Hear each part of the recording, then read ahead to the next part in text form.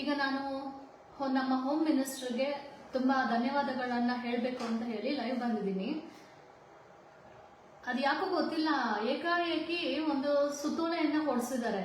ನಮ್ಮ chief secretary ಅವ್ರಿಗೆ DGP ಮತ್ತೆ ಎಜಿಪಿ ಕಚೇರಿಗಳಿಂದ ಒಂದು ಮನವಿ ಹೋಗಿದೆ ಅಂತ ಹೇಳಿ ಈಗ ನೋಟಿಸ್ ಏನು ಮನವಿ ಕೊಟ್ಟಿರುವಂತಹ ನಿಟ್ಟಿನಲ್ಲಿ ಕರ್ನಾಟಕ ಸರ್ಕಾರ ಒಂದು ಆದೇಶವನ್ನ ಹೊರಡಿಸಿದೆ. ಅದರಲ್ಲಿ ಕ್ಲಿಯರ್ ಆಗಿ ಒಂದು ಪಕ್ಷದ ಹೆಸರನ್ನ ಮೆನ್ಷನ್ ಮಾಡಿದೆ. ಅದು ಯಾವ ಪಕ್ಷ ಅಂತಂದ್ರೆ ಕರ್ನಾಟಕ ರಾಷ್ಟ್ರ ಸಮಿತಿ ಪಕ್ಷ, KRS ಪಕ್ಷ. ಏನು ಅದರಲ್ಲಿ ಇರುವಂತಹ ವಿಚಾರ ಅಂತಂದ್ರೆ, ಸಾರ್ವಜನಿಕ ಸ್ಥಳಗಳಲ್ಲಿ ಮತ್ತೆ ಈಗ ಒಂದಷ್ಟು ದಿನಗಳ ಹಿಂದೆ ಮಧುಕರ್ ಶೆಟ್ಟಿ ಅವರು ಪೊಲೀಸ್ ಇಲಾಖೆಗೆ ಒಂದು ಮಾದರಿ ಆಗಬೇಕು ಅಂತ ಹೇಳಿ ಅವರ ಭಾವಚಿತ್ರವನ್ನ ಕೊಟ್ಟು ಪ್ರತಿ ಪೊಲೀಸ್ ಠಾಣೆಗಳಲ್ಲಿ ಅವರ ಫೋಟೋ ಅಳವಡಿಕೆ ಮಾಡಿಕೊಂಡ್ರೆ ಅವ್ರನ್ನ ನೋಡ್ತಾ ಎಲ್ಲಾದ್ರೂ ಅಧಿಕಾರಿಗಳು ತಪ್ಪು ಕೆಲಸಗಳು ಮಾಡ್ತಾ ಇದ್ರೆ ಅಥವಾ ನ್ಯಾಯದ ಪರ ನಿಲ್ಲದೆ ಸಾರ್ವಜನಿಕರಿಗೆ ತೊಂದರೆ ಮಾಡ್ತಾ ಇದ್ರೆ ಆ ತರಹದ ವಿಚಾರಗಳಲ್ಲಿ ಒಂದಷ್ಟು ಪ್ರೇರೇಪಣೆ ಆಗತ್ತೆ, ಇನ್ಸ್ಪಿರೇಷನ್ ಆಗತ್ತೆ ಅನ್ನುವಂತಹ ಒಂದು ನಿಟ್ಟಿನಲ್ಲಿ ಸರ್ಕಾರಿ ಕಚೇರಿಗಳಿಗೆ ಅಂದ್ರೆ ಪೊಲೀಸ್ ಠಾಣೆಗಳಿಗೆ ಎಸ್ಪೆಷಲಿ ಹೋಗಿ ಅಲ್ಲಿ ಭಾವಚಿತ್ರ ಕೊಟ್ಟು ಅವರ ಒಂದು ಇದನ್ನ ಆಚರಣೆ ಮಾಡಿದ್ರು. ಸೊ ಅಂತ ಒಂದು ಸಂದರ್ಭದಲ್ಲಿ ಅದು ತಪ್ಪು, ಅದರಿಂದ ಪೊಲೀಸ್ ಇಲಾಖೆಗೆ ಅವಮಾನ ಆಗಿದೆ. ಮತ್ತೆ KRS ನವರು ಎಲ್ಲೇ ಹೋದ್ರು ಲೈವ್ ಮಾಡಿ ಮಾತಾಡ್ತಾ ಇದಾರೆ, ಇಡೀ ರಾಜ್ಯದ ಜನತೆ ನೋಡ್ತಾ ಇದೆ ಅದನ್ನ. ಆ ಲೈವ್ ಅಲ್ಲಿ ನೀವು ನೋಡಿರೋ ಪ್ರಕಾರ KRS ನವರು ಯಾವತ್ತಾದ್ರೂ ಅವಾಚ್ಯ ಶಬ್ದಗಳಿಂದ ಬೈದಿದಾರ ಅಂತ, ಎಲ್ಲೂ ಕೆಟ್ಟ ಪದಗಳು ನಮ್ಗೆ ಗೊತ್ತಿದೆ. ಕಾನೂನು ಅಂದ್ರೆ ಏನು, ಕಾನೂನು ಅಡಿಯಲ್ಲಿ ನಾವು ಹೇಗೆ ಹೋಗ್ಬೇಕು, ಮತ್ತೆ ಸಾರ್ವಜನಿಕವಾಗಿ ಕೆಲಸ ಮಾಡ್ತಾ ಇರುವಂತಹ ಅಧಿಕಾರಿಗಳು ನಮ್ಮವರೇನೆ, ಅವ್ರಿಗೆ ಹೇಗೆ ರೆಸ್ಪೆಕ್ಟ್ ಕೊಡ್ಬೇಕು ಮತ್ತೆ ಅನ್ನುವಂತಹ ವಿಚಾರಗಳು ಶಿಸ್ತುಬದ್ಧವಾಗಿ ನಾವು KRS ಪಕ್ಷದ ಕಾರ್ಯಕರ್ತರು ಎಲ್ಲರೂ ಸಹ ಪಾಲನೆ ಮಾಡ್ಕೊಳ್ತಾ ಕಾನೂನು ಅಡಿಯಲ್ಲೇನೆ ಕೆಲಸ ಮಾಡ್ತಾ ಇದೀವಿ. ಇವತ್ತು ಕಾನೂನು ಅಡಿಯಲ್ಲಿ ಕೆಲಸ ಮಾಡ್ತಾ ಇರೋರ್ಗೆ ಸರ್ಕಾರ ಆದೇಶ ಮಾಡುತ್ತೆ, ಏನು ವಿಡಿಯೋ ಎಲ್ಲೆಲ್ಲೆಲ್ಲ ವಿಡಿಯೋ ಮಾಡ್ತಾರೆ ಅಲ್ಲಿ FIR ದಾಖಲಾತಿ ಮಾಡಿ ಅಂತ ಹೇಳಿ ಅಂತಂದ್ರೆ, ಇಲಾಖೆಯಲ್ಲಿ KRS ನವ್ರ ಮೇಲೆ ನೀವು ಹೇಳಕ್ಕಿಂತ ಮೊದಲು ನೀವು ಯೋಚನೆ ಮಾಡಬೇಕಾಗಿತ್ತು. ಸೋಷಿಯಲ್ ಮೀಡಿಯಾದಲ್ಲೇ ಎಷ್ಟೋ ಮೀಡಿಯಾ ಚಾನೆಲ್ಸ್ ಅಲ್ಲಿ ನೀವು ನೋಡ್ತಾ ಇದ್ದೀರಾ. ಇತ್ತೀಚೆಗಷ್ಟೇ DGP ರಾಮಚಂದ್ರ ಅವರು ಹೆಣ್ಮಕ್ಳನ್ನ ಏನು ಅವರ ಒಂದು ಆಫೀಸಲ್ಲಿ ಯಾವ ರೀತಿ ಬಳಸ್ಕೊಂಡಿದ್ದಾರೆ, ಮತ್ತೆ ಇನ್ನೂ ಒಬ್ರು ಏನು ಪೊಲೀಸ್ ಕಾನ್ಸ್ಟೇಬಲ್ ಅನ್ಸುತ್ತೆ, ಅವರು ಹೆಣ್ಮಕ್ಳನ್ನ ಏಕಾಏಕಿ ರೂಮ್ಗೆ ಕರ್ಕೊಂಡು ಹೋಗಿ ಪೊಲೀಸ್ ಸ್ಟೇಷನ್ ಅಲ್ಲಿ ಎಂಜಾಯ್ ಮಾಡಿರ್ತಕ್ಕಂಥದ್ದು. ಮತ್ತೆ ಮತ್ತೊಂದು ಇನ್ಸ್ಪೆಕ್ಟರ್ ಕಳ್ತನ ಆಗಿರುವಂತಹ ಗೋಲ್ಡ್ ಅನ್ನ ಅವರ ಗೋಲ್ಡ್ ಅಲ್ಲಿ ಸ್ವಲ್ಪ ಶೇಖರಣೆ ಮಾಡಿ ಅವರ ಹೆಂಡತಿಗೆ ಒಡವೆಗಳನ್ನ ಮಾಡಿಸಿರುವಂತದ್ದು. ಮತ್ತೆ ರಿಯಲ್ ಎಸ್ಟೇಟ್ ದಂಧೆ ಅವ್ರಿಗೆ ಒಂದು ಠಾಣೆಗಳು ಒಂಥರಕ್ಕೆ ಬ್ರೋಕರ್ ರಾಜಿ ಮಾಡುವಂತಹ ಸ್ಟೇಷನ್ಗಳಾಗಿ ಪರಿವರ್ತನೆ ಆಗಿರುವಂತಹದ್ದು. ಮತ್ತೆ ಒಂದು ಇಲಾಖೆ ಅಂತಲ್ಲ, ರೆವೆನ್ಯೂ ಡಿಪಾರ್ಟ್ಮೆಂಟ್ ಮತ್ತೆ ಪೊಲೀಸ್ ಡಿಪಾರ್ಟ್ಮೆಂಟ್ ಇವೆರಡೂ ಒಂದೇ ರೀತಿಯಲ್ಲಿ ಕೆಲಸ ಮಾಡ್ತಾ ಇದೆ. ದುಡ್ಡು ಅತಿ ಹೆಚ್ಚಾಗಿ ಭ್ರಷ್ಟಾಚಾರ ಮಾಡುವಂತಹದ್ದು, ಅನ್ಯಾಯ ಮಾಡುವಂತಹದ್ದು, ನ್ಯಾಯಬದ್ಧವಾಗಿ ಹೋಗುವಂತವ್ರಿಗೆ ಮರ್ಯಾದೆ ಸಿಗೋದಿಲ್ಲ, ನ್ಯಾಯ ಸಿಗೋದಿಲ್ಲ, ಈ ತರಕ್ಕೆ ಕೆಲಸ ಮಾಡ್ತಾ ಇದೆ. ಹಾಗಾದ್ರೆ ಇದನ್ನ ಪ್ರಶ್ನೆ ಮಾಡೋದು ಬೇಡವಾ? ಪ್ರಶ್ನೆ ಮಾಡಿಲ್ಲ ಅಂತಂದ್ರೆ ಒಂದಷ್ಟು ಏನೆಲ್ಲ ನ್ಯೂನತೆಗಳಾಗ್ತಾ ಇದೆ ಅದನ್ನ ಸರಿ ಮಾಡೋದು ಬೇಕಾಗಿಲ್ವಾ? ಯಾವ ನಿಟ್ಟಿನಲ್ಲಿ FIR ಮಾಡೋದಿಕ್ಕೆ ರಾಜ್ಯ ಸರ್ಕಾರ ಆದೇಶ ಹೊರಡಿಸ್ತು ಅನ್ನೋದು ಇಲ್ಲಿ ಒಂದು ಪ್ರಶ್ನೆ. ಆದ್ರೆ ಈ ತರಕ್ಕೆ ಪ್ರಶ್ನೆ ಮಾಡುವಂತವ್ರ ಮೇಲೆ ಎಲ್ಲ FIR ಮಾಡ್ತಾ ಹೋದ್ರೆ ನಮ್ಮ ರಾಜ್ಯ ಏನಾಗುತ್ತೆ, ಮುಂದೆ ಪ್ರಜೆಗಳು ಏನಾಗುತ್ತೆ? ಹಾಗಾದ್ರೆ ತಪ್ಪು ಮಾಡೋದನ್ನ ಪ್ರಶ್ನೆನೇ ಮಾಡಬಾರ್ದ? ತಪ್ಪು ಮಾಡೋರ್ಗೆ ಶಿಕ್ಷೆನೇ ಆಗ್ಬಾರ್ದ?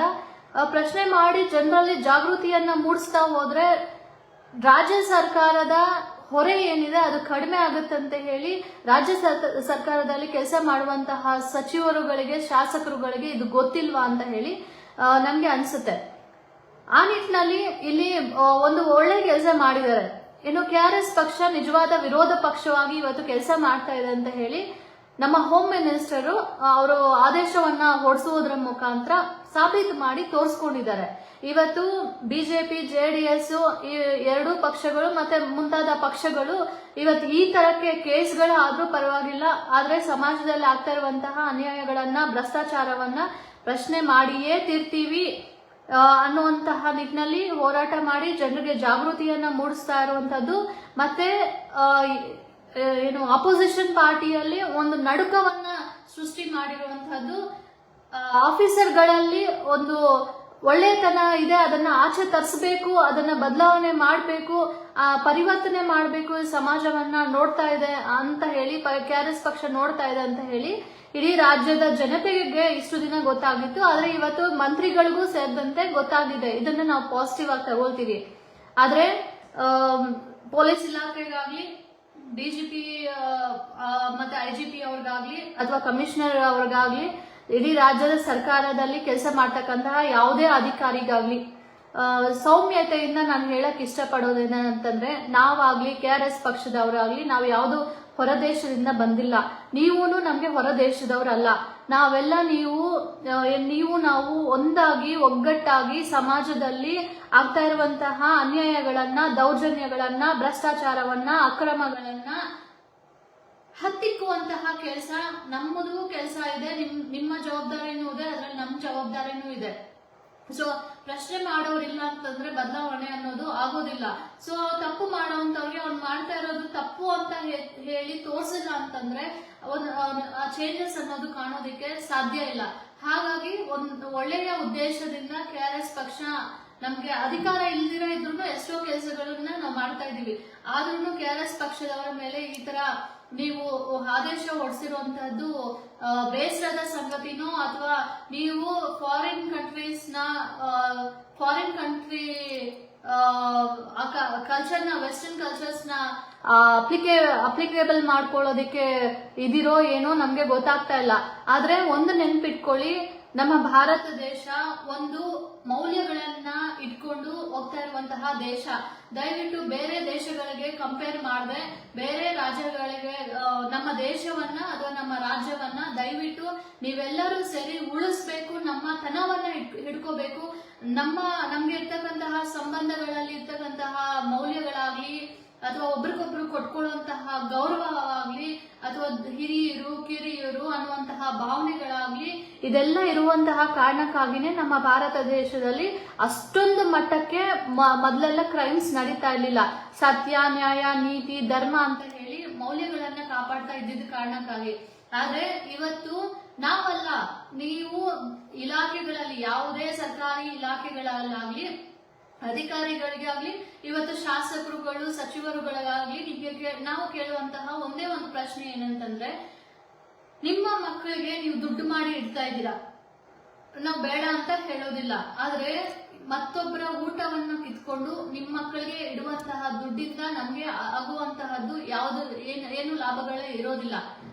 ಆ ನಿಟ್ಟಿನಲ್ಲಿ ಏನಂತಂದ್ರೆ, ನಾವು ಮಾಡುವಂತಹ ಒಳ್ಳೆ ಕೆಲಸ ಆಗ್ಲಿ ಕೆಟ್ಟ ಕೆಲಸ ಆಗ್ಲಿ ಆ ಕರ್ಮ ಅನ್ನೋದು ನಮ್ಮನ್ನಂತೂ ಬಿಡೋದಿಲ್ಲ, ನಮ್ಮನ್ನ ಬಿಟ್ಟು ನಮ್ಮ ಮಕ್ಕಳನ್ನಂತೂ ಬಿಡೋದಿಲ್ಲ.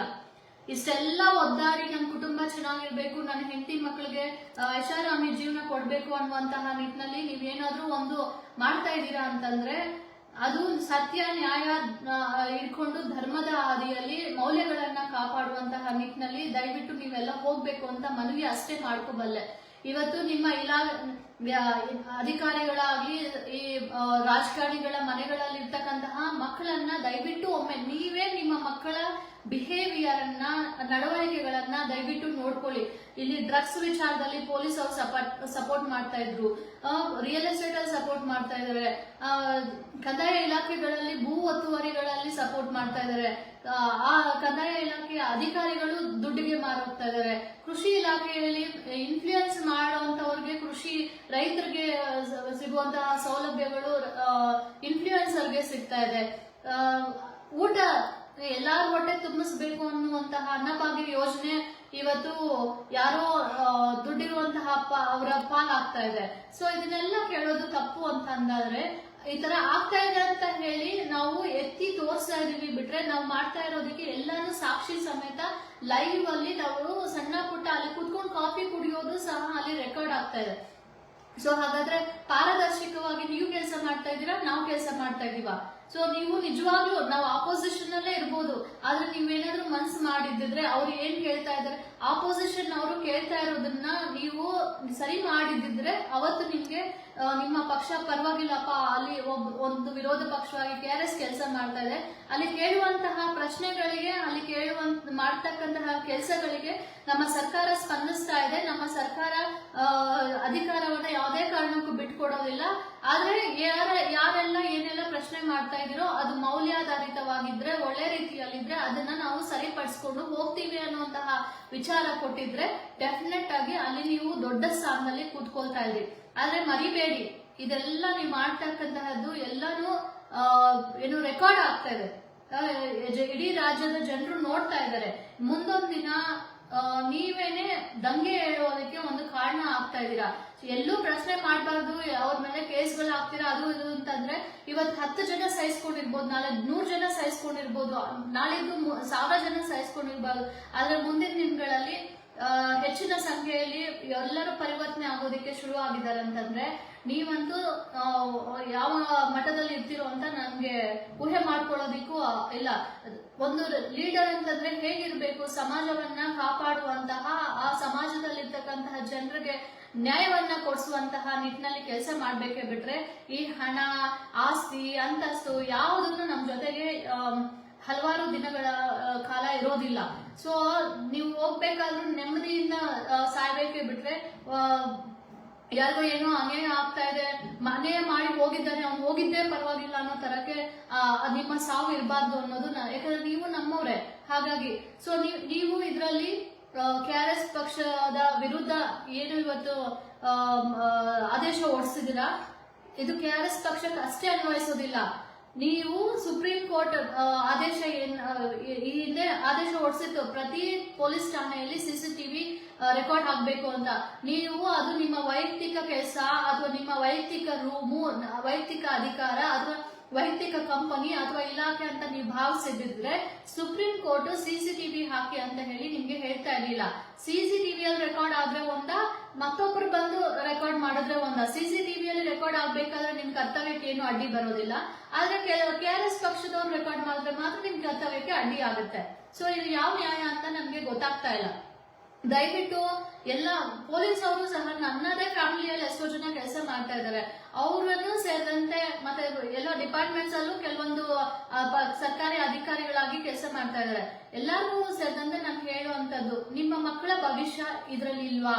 ನಾವು ಮಾಡ್ತಾ ಇರುವಂತಹ ಹೋರಾಟಗಳಲ್ಲಿ ನಿಮ್ಮ ಮಕ್ಕಳ ಭವಿಷ್ಯ ಇಲ್ವಾ? ನಿಮ್ಮ ಮಕ್ಕಳಿಗೆ ಒಳ್ಳೇದಾಗೋದು ನಿಮ್ಗೆ ಬೇಕಾಗಿಲ್ವಾ?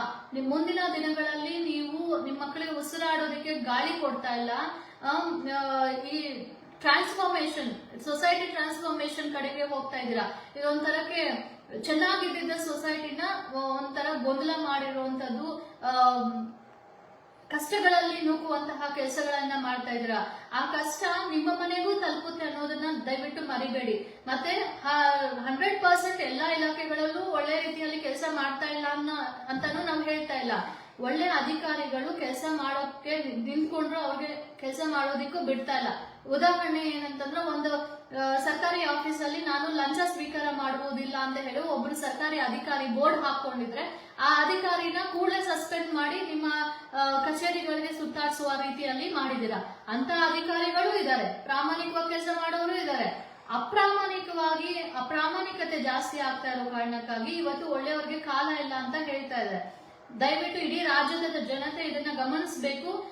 ಸರ್ಕಾರ ಇವತ್ತು ನಾವೇನ್ KRS ಪಕ್ಷ ಸರ್ಕಾರಿ ವಾಹನಗಳಲ್ಲಿ ಓಡಾಡುವಂತಹ ಅಧಿಕಾರಿಗಳನ್ನ ಪ್ರಶ್ನೆ ಮಾಡ್ತಾ ಇದ್ದಾರೆ, ಮತ್ತೆ ಅನ್ನಭಾಗ್ಯ ಯೋಜನೆ ಅಡಿಯಲ್ಲಿ ಆಗ್ತಾ ಇರುವಂತಹ ಮೋಸಗಳನ್ನ ಪ್ರಶ್ನೆ ಮಾಡ್ತಾ ಇದ್ದಾರೆ, ಹೆಣ್ಮಕ್ಳಿಗೆ ಆಗ್ತಾ ಇರುವಂತಹ ಮೋಸಗಳನ್ನ ಪ್ರಶ್ನೆ ಮಾಡ್ತಾ ಇದ್ದಾರೆ, ಮದ್ಯ ನಿಷೇಧ ಆಗ್ಬೇಕು, ಮದ್ಯದಿಂದ ಬಡತನ ಜಾಸ್ತಿ ಆಗ್ತಾ ಇದೆ ಅಂತ ಪ್ರಶ್ನೆ ಮಾಡ್ತಾ ಇದ್ದಾರೆ. ಅದೇ ನಿಟ್ಟಿನಲ್ಲಿ ಮದ್ಯದ ಅಂಗಡಿಗಳಿಗೆ ಓಪನ್ ಮಾಡೋದಕ್ಕೆ ಅವಕಾಶ ಕೊಡುವಂತಹ ಅಧಿಕಾರಿಗಳ, ಜನಪ್ರತಿನಿಧಿಗಳ ವಿರುದ್ಧ ಹೋರಾಟ ಮಾಡ್ತಾ ಇದ್ದಾರೆ. ಇದೆಲ್ಲಾನು ನಮ್ಗೆ ಲಾಭ ತಗೊಳ್ಳೋದಿಕ್ಕಂತೂ ಅಲ್ಲ. ಸಾರ್ವಜನಿಕವಾಗಿ ಜನರ ಪರವಾಗಿ ನಿಲ್ಲಬೇಕು, ಪ್ರಜಾಪ್ರಭುತ್ವ ದೇಶವನ್ನ ಎತ್ತಿ ಹಿಡಿಯೋ ಹಾಗೆ ಮಾಡಬೇಕು ಅನ್ನುವಂತಹದ್ದು ನಮ್ಮ ಎಲ್ಲರ ಏನು ಆಶಯ. ಸೊ ಈ ಆಶಯಕ್ಕೆ ಒಳ್ಳೇದು ಅನ್ಸಿದಾಗ, ಒಳ್ಳೆಯವರು ಪ್ರಶ್ನೆ ಮಾಡಿಲ್ಲ ಅಂತಂದಾಗ ಧೈರ್ಯ ತೋರಿಸಿಲ್ಲ ಅಂತಂದಾಗ ಮೂರ್ಖರು ಬಂದು ನಮ್ಮನ್ನ ಆಳ್ವಿಕೆ ಮಾಡುವಂತಹದ್ದಂತೂ ಖಂಡಿತ. ಸೊ ಹಾಗಾಗಿ ಇದು ದೊಡ್ಡಸ್ತಿಕೆಯಿಂದ ಯೋಚನೆ ಮಾಡೋರಿದ್ರೆ ಇದೆಲ್ಲ ಅರ್ಥ ಆಗುತ್ತೆ. ಅದ ಸಣ್ಣತನ ಇಟ್ಕೊಂಡು ಇವತ್ತು ಗೃಹ ಮಂತ್ರಿಗಳು ಈ ಆದೇಶ ಹೊಡ್ಸೋದಿಕ್ಕೆ ಕಾರಣ ಆಗಿದ್ದಾರೆ ಅಂತ ಕೇಳೋದಿಕ್ಕೆ ಒಂದ್ ಕಡೆ ಬೇಸರ ಆದ್ರೆ, ಮತ್ತೊಂದ್ ಕಡೆ ಇನ್ನೂ ಒಂದು ಕ್ವಶನ್ ಇದೆ. ಏನು, ಇವತ್ತು ಚಿಕ್ಕಬಳ್ಳಾಪುರ ಜಿಲ್ಲೆಯಲ್ಲಿ ಶಿಡ್ಲಘಟ್ಟ ತಾಲೂಕಲ್ಲಿ ಒಂದು ಮಹಿಳಾ ಅಧಿಕಾರಿಗೆ ನಿಮ್ಮದೇ ಪಕ್ಷದ ಕಾರ್ಯಕರ್ತ ಅವಶ್ಯಕ ಶಬ್ದಗಳಿಂದ ಬೈದಿರುವಂತಹದ್ದು, ಪ್ರಾಣ ಬೆದರಿಕೆ ಹಾಕಿರುವಂತಹದ್ದು, ಮತ್ತೆ ಆಸಿಡ್ ಅಟ್ಯಾಕ್ ಮಾಡ್ತೀವಿ ಅಂತ ಹೇಳಿ ಒಂದು ನ್ಯೂಸ್ ಬಂದಿದೆ. ಸೊ ಇದೆಲ್ಲ ಕೂಡ ನಿಮ್ಮ ಕಾರ್ಯಕರ್ತರು ಸಹ ತಪ್ಪು ಮಾತುಗಳನ್ನ ಮಾತಾಡಿದ್ದಾರೆ, ನಿಮ್ಮ ಕಾರ್ಯಕರ್ತರು ಬೆದರಿಕೆಗಳನ್ನ ಹಾಕಿದ್ದಾರೆ, ನಿಮ್ಮ ಕಾರ್ಯಕರ್ತರು ಎಲ್ಲ ಮಾಡ್ತಾ ಇದಾರಲ್ಲ. ನೀವು ಆದೇಶ ಹೊಡ್ಸಿದ್ರೆ ಅವತ್ತು ಅವ್ರೂ ಸಹ ನೀನು ಸರ್ಕಾರಿ ಅಧಿಕಾರಿಯ ವಿರುದ್ಧ ಹೀಗೆ ಮಾತಾಡಿದ್ಯಾ, ಅವ್ರ ಕರ್ತವ್ಯಕ್ಕೆ ಅಡ್ಡಿಪಡಿಸಿದ್ಯಾ ಅಂತ ಹೇಳಿ ಅವರನ್ನ ಬಂಧಿಸಿದ್ರೆ ಇವತ್ತು ನೀವು ಮಾಡಿರುವಂತಹ ಆದೇಶಕ್ಕೆ ನಾವು ಭದ್ರಾಗಿ ನಿಲ್ತಾ ಇದ್ವಿ. ಆದ್ರೆ ಇದು ಇಡೀ ರಾಜ್ಯದ ಜನತೆ ಗಮನಿಸ್ತಾ ಇದ್ದಾರೆ. ಈ ಆದೇಶ ತಪ್ಪು ಅಂತ ಹೇಳಿ ತೀವ್ರವಾಗಿ ವಿರೋಧ ಖಂಡಿತ ಬದಲಾವಣೆ ಏನು ಶುರು ಆಗುತ್ತೆ, ಪ್ರಾರಂಭ ಆಗುತ್ತೆ. ಮುಂದೆ ಬರುವಂತಹ ಅವಘಡಗಳಿಗೆ ನೀವೇ ಕಾರಣಕರ್ತರಾಗ್ತೀರಾ. ಸೊ ನಿಮ್ಮ ಮಕ್ಕಳು ಸೇರಿದಂತೆ ಈ ಸಮಾಜದಲ್ಲಿ ಬದುಕ್ತಾ ಇದ್ದಾರೆ, ಅವ್ರಿಗೆ ಒಳ್ಳೆ ಮೌಲ್ಯಗಳನ್ನ ಕಲಿಸ್ಬೇಕು, ಒಳ್ಳೆಯ ಸಮಾಜದಲ್ಲಿ ಇಡಬೇಕು ಅಂತ ನಿಮ್ಮ ಮನಸ್ಸಲ್ಲಿದ್ರೆ ದಯವಿಟ್ಟು ಈ ಆದೇಶವನ್ನ ಕೂಡಲೇ ವಾಪಸ್ ಪಡಿಬೇಕು ರಾಜ್ಯ ಸರ್ಕಾರ, ಮುಖ್ಯಮಂತ್ರಿಗಳು, ಉಪಮುಖ್ಯಮಂತ್ರಿಗಳು, ಗೃಹ ಸಚಿವರು, ನೀವೆಲ್ಲರೂ ಸಹ ನಿಮ್ಮ ಮಕ್ಕಳನ್ನ ಇದೇ ದೇಶದಲ್ಲಿ ಬೆಳೆಸ್ತಾ ಇದ್ದಾರೆ, ಈ ರಾಜ್ಯದಲ್ಲೇ ಇಟ್ಕೊಂಡಿದ್ದೀರಾ ಅಂತಂದ್ರೆ ಅವ್ರಿಗೆ ಒಳ್ಳೆ ಸಮಾಜ, ಅವ್ರನ್ನು ಸೇರಿದಂತೆ ಒಳ್ಳೆ ಸಮಾಜದಲ್ಲಿ ಬದುಕಬೇಕು ಅಂತಂದ್ರೆ ದಯವಿಟ್ಟು ಈ ಕೂಡಲೇ ಈ ಆದೇಶವನ್ನ ನೀವು ವಾಪಸ್ ಪಡಿಬೇಕು ಅಂತ ಕೇಳ್ಕೊಳ್ತೀನಿ. ಸೊ ಈ ವಿಡಿಯೋವನ್ನ ಹೆಚ್ಚು ಶೇರ್ ಮಾಡಬೇಕು ಅಂತ ನಮ್ಮ ರಾಜ್ಯದ ಜನತೆಯಲ್ಲಿ ಕೇಳ್ಕೊಳ್ತಾ ನಮಸ್ಕಾರ.